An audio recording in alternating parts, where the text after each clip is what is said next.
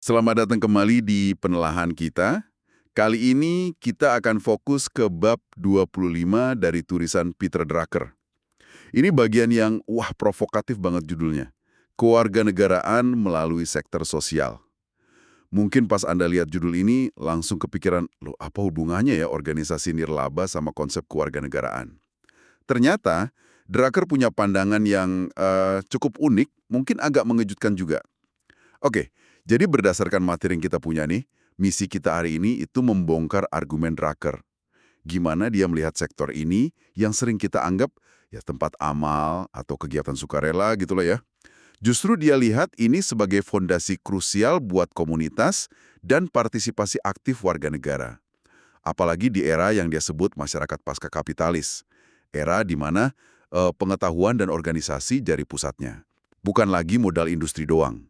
Yuk, kita mulai bedah ini. Iya, Anda nangkapnya pas banget di awal. Drucker itu dalam analisisnya, dia nemuin tren penting. Munculnya kebutuhan-kebutuhan sosial baru. Dan ini terus berkembang di masyarakat modern. Ini bukan cuma soal amal tradisional ya, kayak bantu fakir miskin, difabel gitu. Itu tetap penting sih, tapi ada gelombang baru nih. Kebutuhan akan layanan yang benar-benar bikin perbedaan di kualitas hidup komunitas.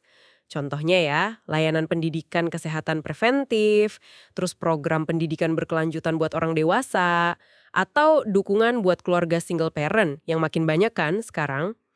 Drucker lihat ini bukan cuma tambalan aja, tapi ini sektor pertumbuhan yang sesungguhnya, tempat inovasi sosial itu terjadi. Menarik, menarik. Dan kayaknya dia agak skeptis ya sama kemampuan pemerintah buat nanganin semua kebutuhan sosial yang makin banyak ini. Ini kan sering jadi omongan kita juga sekarang, tapi Drucker udah lihat dari dulu ya. Kenapa tuh menurut dia? Analisis Drucker emang nunjukin ada keterbatasan gitu ya di sektor publik atau pemerintah.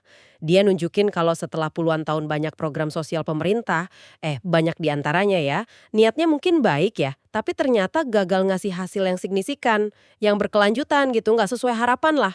Mungkin karena birokrasi kaku atau pendekatannya pukul rata, terus jarak antara pembuat kebijakan sama realita di lapangan, itu sering jadi penghalang. Nah sebaliknya, Drucker lihat bukti di lapangan, lembaga-lembaga nirlaba independen yang lebih fleksibel, lebih dekat sama komunitasnya, malah sering nunjukin hasil yang lebih oke, lebih impresif. Dia kasih contoh konkret loh, misalnya dia amati di Amerika Serikat gimana sekolah-sekolah yang dikelola sama katakanlah Keuskupan Katolik Roma. Itu bisa sukses banget di lingkungan perkotaan yang sulit. Oh iya, di tempat yang sama di mana sekolah negeri justru agak menurun gitu ya. Persis, padahal keduanya nelayanin anak-anak dari latar belakang sosial ekonomi yang mirip-mirip.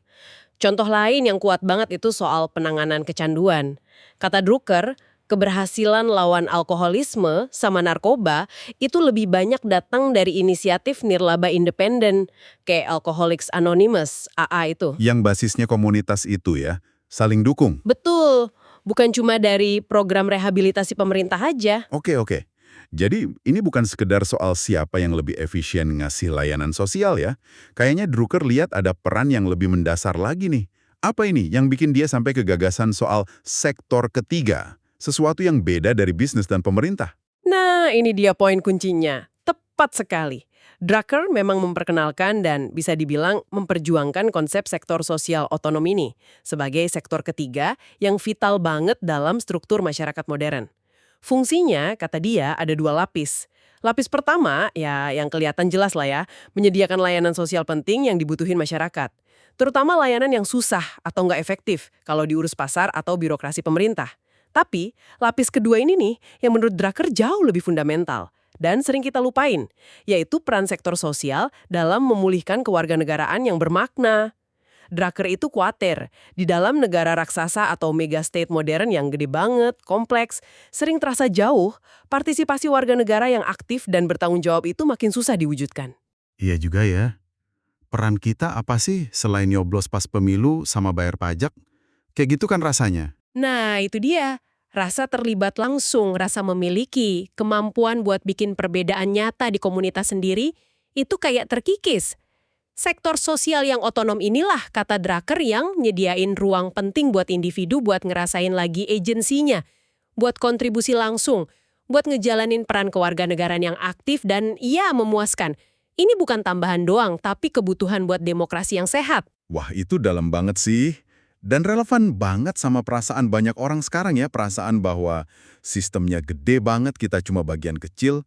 Masuk akal sih, apalagi kalau kita ingat pilar komunitas tradisional kayak keluarga besar atau desa kan juga berubah banget. Saya jadi ingat, bukannya Drucker dulu pernah berharap tempat kerja bisa jadi semacam komunitas baru pengganti gitu ya? Tapi kayaknya harapan itu nggak sepenuhnya kejadian ya. Anda ingatnya benar. Di awal-awal karirnya, pas dia banyak ngamatin dinamika industri, Drucker emang sempat mikir soal gagasan komunitas pabrik atau plan community. Dia mikir organisasi tempat orang kerja itu bisa jadi pusat kehidupan sosial, tempat orang nemuin status, fungsi, rasa memiliki. Tapi belakangan dia sadar ide ini nggak jalan sesuai harapan, terutama di Barat. Salah satu alasannya ya sifat kerjanya sendiri berubah. Makin banyak knowledge workers, pekerja berpengetahuan, hubungan individu sama organisasi jadi beda.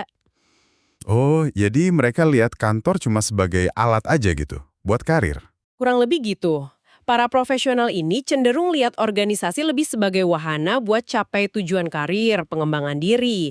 Mereka butuh fleksibilitas, otonomi, mobilitas. Akibatnya ya mereka agak enggan terikat total atau mendefinisikan seluruh identitas sosialnya lewat satu tempat kerja aja. Ikatan emosional, rasa komunitas yang dalam kayak di keluarga atau desa dulu, itu nggak otomatis pindah ke kantor. Jadi butuh ruang lain buat penuhin aspek sosial dan kontribusi itu. Nah, kalau tempat kerja nggak jadi komunitas kayak yang diharapkan, terus negara juga rasanya jauh, logis ya kalau orang cari wadah lain buat nyalurin kebutuhan berkomunitas, berkontribusi itu. Apa ini yang ngejelasin fenomena ledakan relawan yang Drucker amati? Ini nih bagian yang menurut saya menarik banget. Persis, ini rantai penting di argumennya Drucker.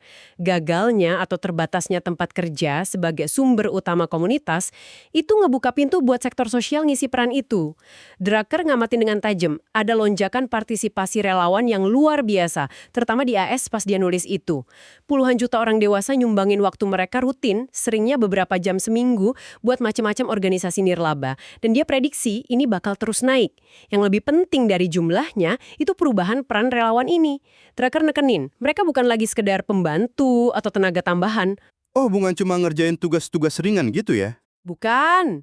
Mereka makin jadi mitra kerja atau bahkan staff gak dibayar, unpaid staff, yang megang tanggung jawab manajerial dan profesional yang penting di organisasi.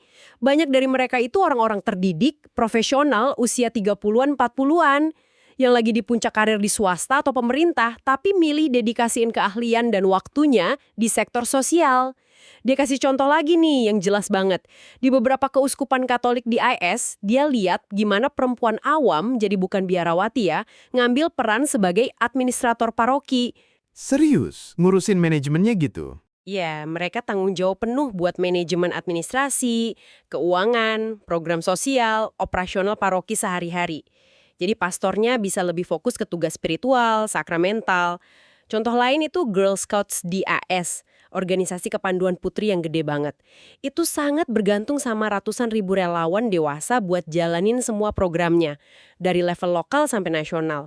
Relawannya ini macam-macam tugasnya, mulai dari mimpin kelompok anak-anak, ngurusin acara, sampai duduk di Dewan Nasional yang bikin kebijakan strategis. Mereka bukan pelengkap, tapi tulang punggung. Wah, ini benar-benar ngubah cara kita lihat relawan ya. Bukan lagi orang yang punya banyak waktu luang, malah orang sibuk yang milih nyumbang keahliannya. Terus, kalau soal motivasi nih, apa murni karena lihat kebutuhan sosial di luar sana, atau ada kebutuhan psikologis atau sosial yang lebih dalam, yang kayak sering disinggung Drucker soal sifat manusia itu? Drucker sangat tekenin aspek kedua itu. Ya, sadar ada kebutuhan sosial, pasti jadi pendorong ya. Tapi dia bilang motivasi utama yang bikin relawan ini meledak itu lebih personal, lebih dalam. Ini soal pencarian para relawan akan 3 hal kunci. Komunitas, komitmen, dan kontribusi. Ada keinginan kuat buat jadi bagian dari sesuatu yang lebih besar dari diri sendiri. Buat nyambung sama orang lain dalam tujuan bareng. Dan yang paling penting, buat ngelakuin sesuatu di mana mereka ngerasa bisa bikin perbedaan. Make a difference gitu. merasa berarti gitu ya. Betul, banyak dari relawan ini mungkin udah punya kerjaan mapan, gaji oke, puas secara profesional. Tapi mereka ngerasa ada yang kosong atau butuh wadah lain buat nyalurin hasrat kontribusi yang bermakna ke masyarakat, buat ngerasain ikatan komunitas yang asli, yang mungkin susah ditemuin di aspek hidup modern lain yang cenderung individualis, transaksional. Bagi Drucker, ini hubungan dua arah. Apa yang organisasi nirlaba kasih ke relawan, rasa memiliki, tujuan, pengakuan, kesempatan belajar, dan terutama komunitas, itu sama pentingnya sama apa yang organisasi itu kasih ke penerima layanannya. Ini bukan cuma transaksi amal, tapi proses bangun ulang ikatan sosial yang penting. Penjelasannya kuat banget. Jadi ingat contoh Girl Scouts tadi. Dampaknya jadi berlapis ya. Bukan cuma anak-anak anggotanya dari berbagai latar belakang belajar bareng, tapi juga relawan dewasanya, mungkin dari ras, kelas sosial, profesi, beda, kerja bareng buat tujuan yang sama. Interaksi di nirlaba ini bisa jadi bikin pemahaman dan ikatan antar kelompok yang susah terjadi di tempat lain. Anda nangkep implikasinya persis. Proses kolaborasi di sektor sosial itu sendiri jadi mekanisme bangun jembatan sosial. Dan Drucker lihat implikasi yang lebih luas lagi dari adanya sektor sosial otonom yang digerakin relawan ini. Ini jadi krusial buat jaga kohesi sosial di masyarakat yang makin macam-macam dan terpecah-pecah. Peran ini jadi vital banget, kata Drucker. Terutama di negara atau situasi di mana kepercayaan masyarakat ke pemerintah lagi rendah atau bahkan runtuh. Contohnya kayak di negara bekas komunis itu ya. Iya, dia ngacu ke pengamatannya di negara-negara bekas blok komunis setelah tembok Berlin runtuh. Di banyak tempat, institusi negara kehilangan kredibilitas atau lumpuh. Nah, dalam situasi gitu, seringkali cuma organisasi nirlaba lokal yang independen berbasis relawan yang dipercayai masyarakat. Mereka nggak cuma bisa nyediain layanan sosial dasar yang penting pas negara gagal, tapi juga jadi kawah candra di muka, tempat berkembangnya pemimpin sipil baru yang dibutuhin banget sama masyarakat dan mungkin nanti juga di politik. Mereka ngisi kekosongan institusi dan sosial. Jadi benang merahnya nih menurut Drucker, dalam masyarakat pasca kapitalis yang cirinya mobilitas tinggi, perubahan cepat, ikatan tradisional melemah, komunitas itu nggak bisa lagi dianggap dikasih sama takdir, kayak karena tinggal deketan atau hubungan darah aja. Komunitas itu harus secara aktif dibangun dan dirawat lewat komitmen sadar dari anggotanya, dan sektor sosial inilah arena utamanya. Tempat individu bisa nunjukin komitmen itu, bangun komunitas berbasis pilihan dan tujuan bareng, dan secara kolektif bikin perbedaan di lingkungan mereka. Oke, jadi kalau kita tarik kesimpulan utama dari penelaahan bab 25 ini ya, pandangan Drucker ini benar-benar nempatin sektor sosial di posisi yang jauh lebih strategis. Bukan cuma pelengkap atau pengisi waktu luang. Ini arena vital buat wujudin kewarganegaraan yang aktif dan bertanggung jawab di era modern. Ini bukan cuma soal memberi, tapi soal menjadi bagian. Soal nemuin lagi komunitas yang otentik, yang dibangun bukan karena kebetulan geografis, tapi karena komitmen bareng. Dan ini cara konkret buat tiap individu, apapun latar belakangnya, buat nyumbang sesuatu yang bermakna di tengah dunia yang sering terasa kompleks dan impersonal ini. Jalan buat benar-benar bikin perbedaan. Itu rangkuman yang pas banget. Dan mungkin ya, sebagai pemikiran penutup buat Anda bawa pulang dari diskusi kita hari ini. Gimana perspektif Drucker ini nantang cara kita mandang relawan atau organisasi nirlaba sehari-hari? Apa kita sadar atau enggak seringkali ngeremehin peran strategis mereka dalam ngerajut ulang tatanan sosial, bangun modal sosial, numbuhin semangat kewarganegaraan yang partisipatif? Mungkin kita cenderung lihat mereka cuma tambahan yang bagus kalau ada, bukan infrastruktur sosial yang esensial. Drucker jelas lihatnya sebagai pilar fundamental. Dan pertanyaan yang lebih konkret lagi buat direnungin. Dengan tantangan spesifik di komunitas Anda sekarang, apakah itu isu pendidikan, lingkungan, kesehatan, kohesi sosial, peran apa sih yang sebenarnya bisa atau seharusnya dimainin sektor sosial di lingkungan Anda? Ini pertanyaan penting yang layak kita pikirin lebih dalam, nerusin apa yang udah kita bedah bareng hari ini.